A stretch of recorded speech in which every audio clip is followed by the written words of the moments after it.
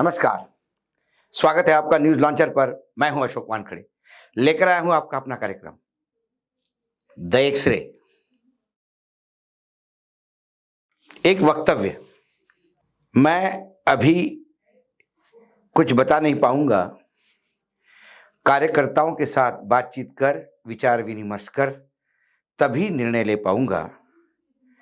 ये वक्तव्य जो है वो एक ऐसे बीजेपी के कार्यकर्ता का है, रोहित दुबे का, जिसका नाम बीजेपी के जम्मू कश्मीर के पहले लिस्ट में अनाउंस हुआ था।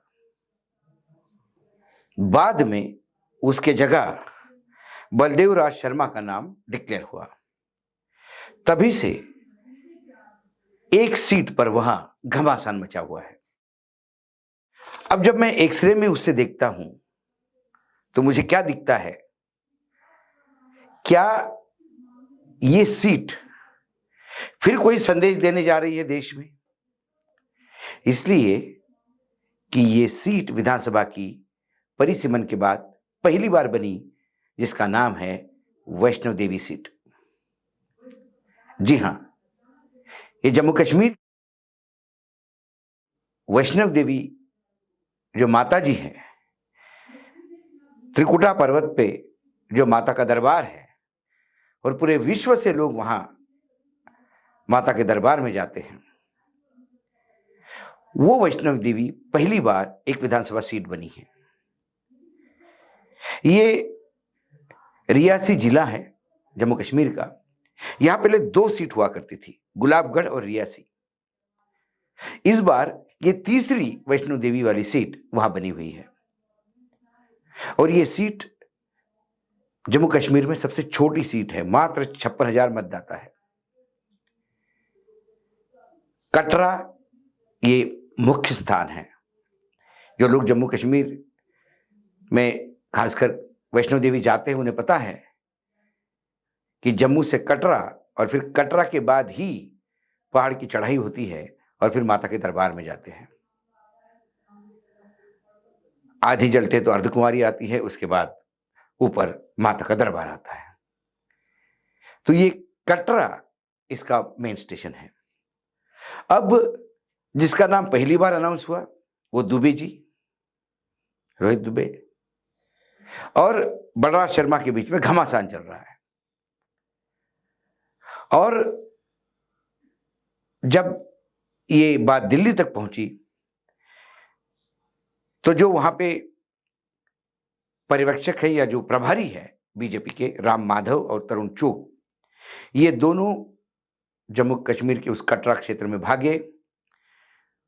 फिर एक बुधवार के दिन एक फोटोग्राफ आया जिसमें दुबे जी शर्मा जी को बधाई देते हुए, और फिर यह बताया गया कि अब दुबे जी ने भी शर्मा जी को समर्थन दिया और सब अब बढ़िया मामला है। लेकिन उस मीटिंग से जैसे ही दुबे जी बाहर आए, उनके समर्थकों ने उनको घेर लिया और पूछा ये सोशल मीडिया पे फोटोग्राफ क्या है? तो उनने कहा कि नेताओं के दबाव में मैंने बधाई दी, लेकिन अंतिम निर्णय मैं आपके साथ ही लूंगा। अब वैष्णव देवी की सीट फंसी हुई है। अब मैं थोड़ा सा पीछे चलता हूं। लोकसभा में अधूरे मंदिर में रामलला की प्राण प्रतिष्ठा सिर्फ इसलिए की गई थी कि 2024 के लोकसभा चुनाव में राम मंदिर में रामलला प्रतिष्ठित है, इस बात को पूर्ण रूप से भारतवर्ष में कैश करना था। दुर्भाग्य से राम मंदिर इशू ये चला ही नहीं, क्योंकि सर्वोच्च न्यायालय ने मंदिर बनाने का आदेश दे दिया था। मंदिर बन रहा था और लोगों को पता था कि कोई भी सरकार आए मंदिर तो बनेगा, रामलला की प्राण प्रतिष्ठा भी होगी। ये मामला थोड़ा उल्टा पड़ गया क्योंकि जल्दीबाजी में प्रधानमंत्री जी ने रामलला की प्राण प्रतिष्ठा अधूरे मंदिर में कर दी, जिससे चारों शंकराचार्य ने बहिष्कार किया। मामला गड़बड़ा गया और लोगों के मन में जो उनको लग रहा था कि ये हम पूरा क्रेडिट ले, वो डिस्क्रेडिट हो गया। उसी के बीच फैजाबाद के जो संसद के उम्मीदवार थे, यानी जो अयोध्या जिसमें आती है, लल्लन सिंह, उनने ये बात कह दी कि यदि 370 पार हमें मिलती है लोकसभा में तो हम संविधान बदलने जा रहे हैं। संविधान बदलने जाने के इस बात से पूरा पिछड़ा समाज, दलित समाज, जिनको लगा कि संविधान बदलेगा तो नए संविधान में हमें रिजर्वेशन रहेगा कि नहीं रहेगा, और ये बाबा साहब आंबेडकर का संविधान है। खासकर पिछड़े समुदाय के लोग जो अपने आप को बड़े दिल से बाबा साहब के साथ जोड़ते हैं, उनको भगवान मानते हैं, उन्हें कहीं ना कहीं लगा कि ये अपमान बाबा साहब का भी है। और इसके चलते अयोध्या ही नहीं, अयोध्या से लेकर पूरा अवध, पूरा बेल्ट बड़ा साफ हुआ। बीजेपी को बहुत बुरी तरह से हार का मुंह देखना पड़ा। अयोध्या में बीजेपी की हार, बीजेपी अभी भी उस झटके से उभरी नहीं है।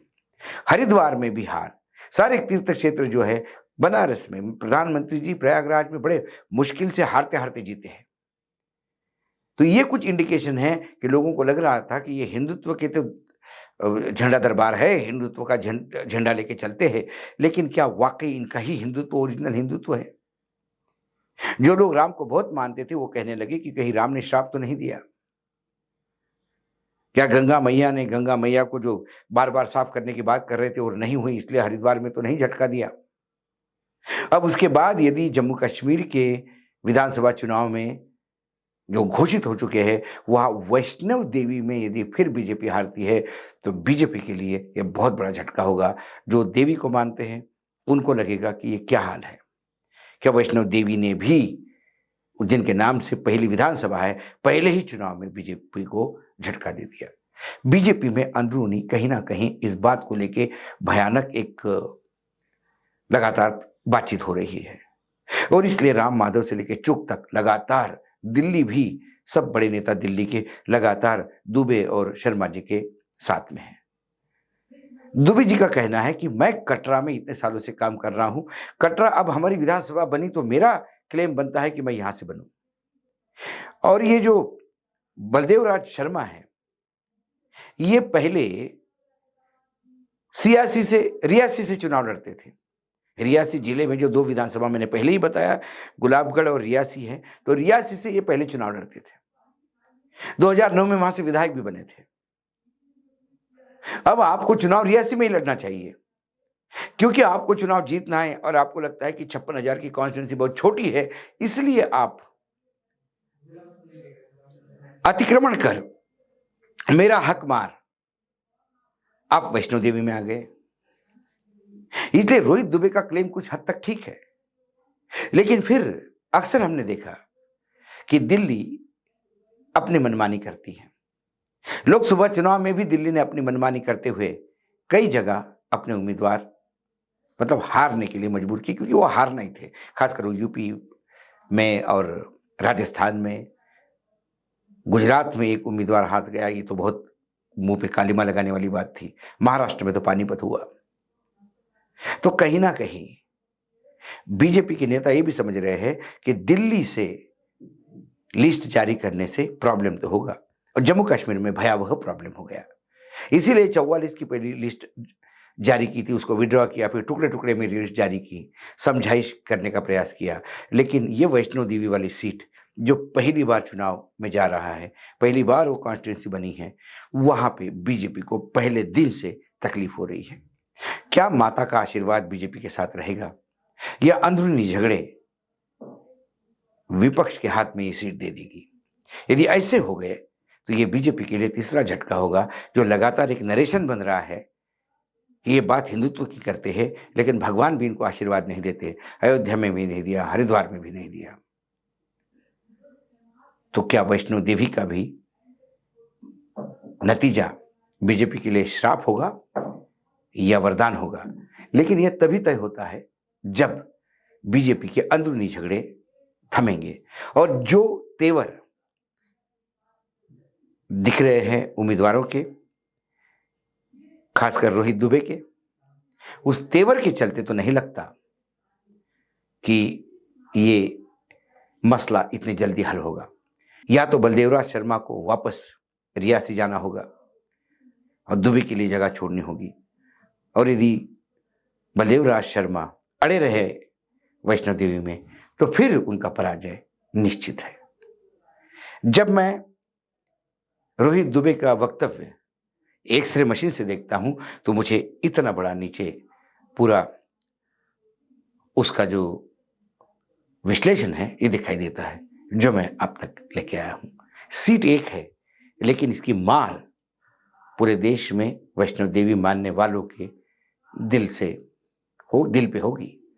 क्या वो बीजेपी के फेवर में जाती है, बीजेपी के अगेंस्ट है, तो समय बताएगा। लेकिन फिलहाल अभी तो इन दोनों के झगड़े में तीसरे का फायदा होता हुआ दिखाई देता है। आज इतना ही, कल फिर आऊंगा किसी विषय के साथ। तब तक के लिए नमस्कार। देखते रहिएगा न्यूज लॉन्चर।